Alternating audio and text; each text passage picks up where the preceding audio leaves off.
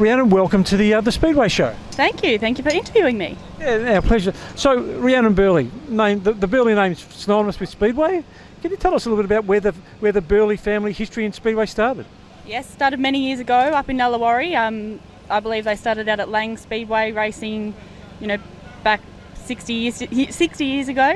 It then went on to my dad and my uncle. They raced a mini sprint.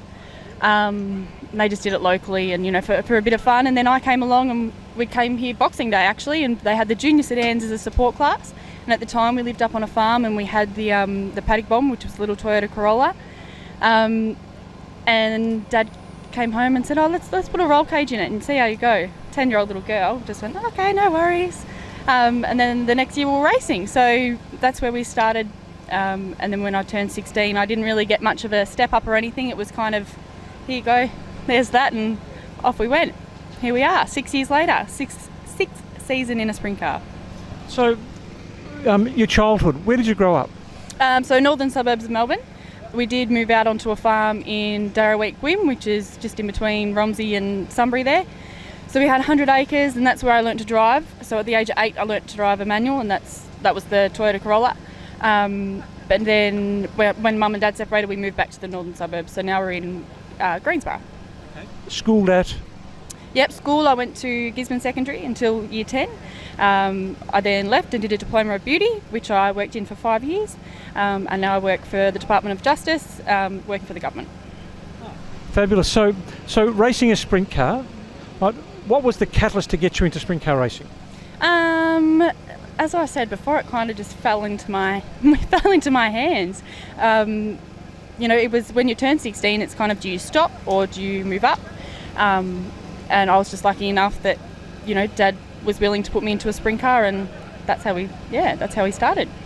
So there's a lot of work behind a sprint car when you actually go racing. So who does the work? How many hours work do you do, and where do you do it? So my dad does most of the work. We are a family-run budget team. So the car lives out at his house in Doreen, and he will spend hours on it each night after work. I do try and get there as often as I can, but being a shift worker is kind of hard.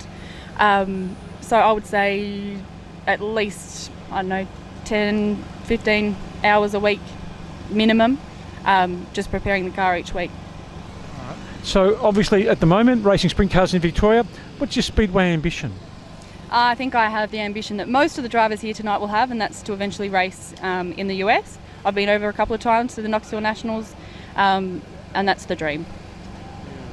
So you're living the dream at the moment, but the next dream is to actually get yourself onto the world stage. Yeah, exactly. This is living the dream. We're very, very lucky to be able to do this, but yeah, the world stage would be exactly where everyone would like to be. And who's your most fierce competitor? Who do you respect most of all? Oh, good question. I would say it probably changes year to year, but obviously Jamie Veal's probably the one to beat around here at the moment for all the guys, and that's probably him. Have you ever raced any other classes? Just the junior sedans. I have had a couple of goes in the wingless sprint, and I've also had a go in a street stock.